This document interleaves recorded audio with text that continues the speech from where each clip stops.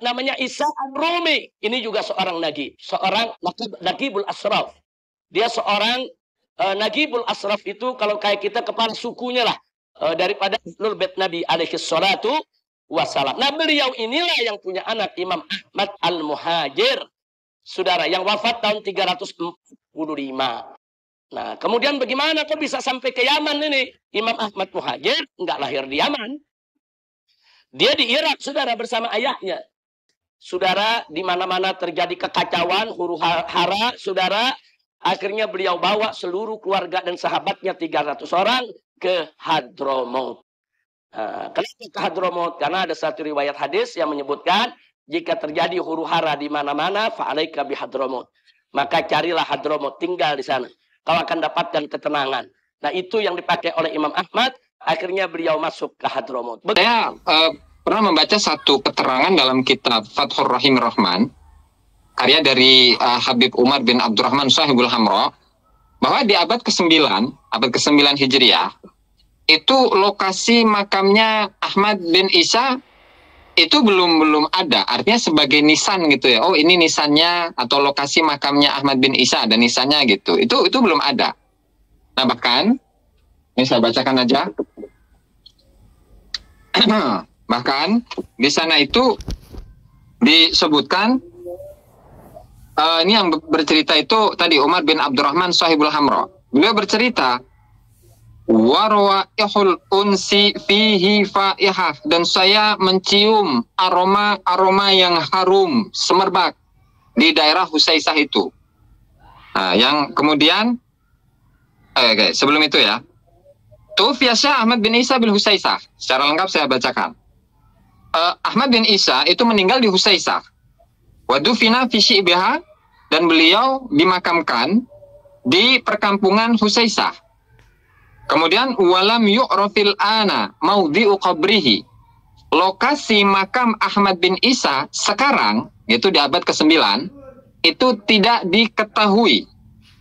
Bahkan inna Syekh Abdullah bin Abi Bakar Al-Idrus kana yazuruhu fi Syi'bil Madhkur. Abdullah bin Abu Bakar Al-Idrus itu dulu menziarahi tempat tersebut. Yang diziarahi adalah tempat ya, bukan lokasi makamnya secara detail gitu, enggak.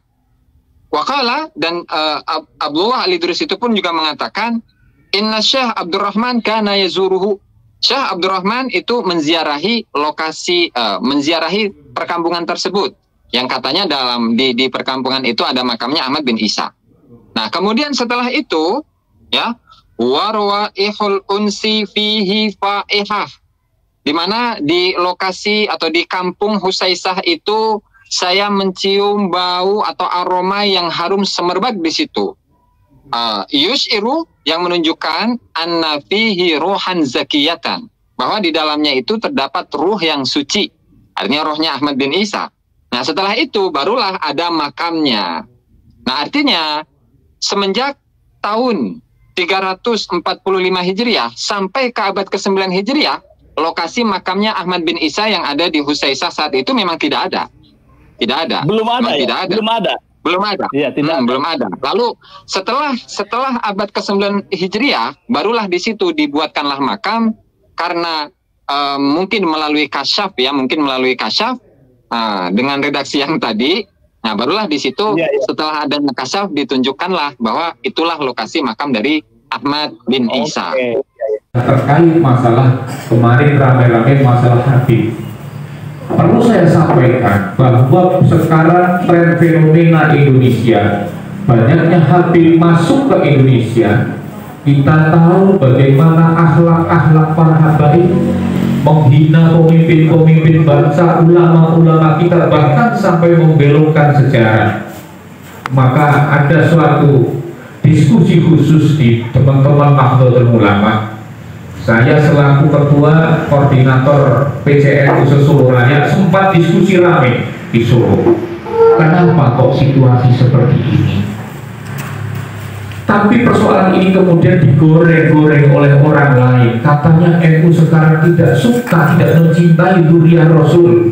NU tidak suka dan tidak mencintai keturunan Nabi. Salah besar. NU sampai kapanpun akan mencintai dan menghormati duriah Nabi, duriah Rasul. Saya sudah pernah berkunjung dalam satu duriah Rasul yang sebenarnya, yaitu Sayyid Muhammad bin Alwi di Ummul Qura Mekah. Beliau benar-benar duriah Rasul.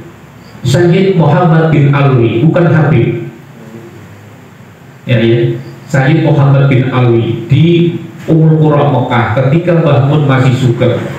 Saya ikut istighosah di pondok beliau di sana, walaupun dalam pengawasan ketat oleh pemerintah Arab karena orang-orang Wahabi tidak suka dengan amaliyah Nahdlatul Ahlus Sunnah wal Jamaah.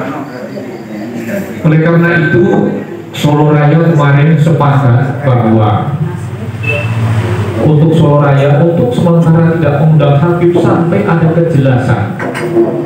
kejelasan bahwa Habib itu adalah dunia Rasul.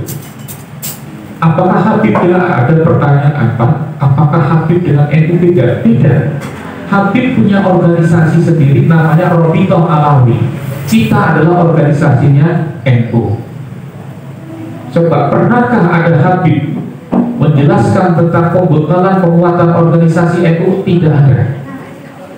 Wah, justru kadang malah menghantami NU. Ada salah satu Habib kemudian mengatakan kalau punya anak jangan sampai dimasukkan Banser, kalau punya anak jangan sampai dimasukkan NU. Nah ini masih dalam suatu diskusi, maka Solo Raya kemarin sepakat seperti itu. Bagaimana dengan PP? Kemarin kami sudah diskusi dengan salah satu pengurus PP, biar itu riak itu muncul dari bawah, karena ini Indonesia sudah terlanjur mencintai habaib.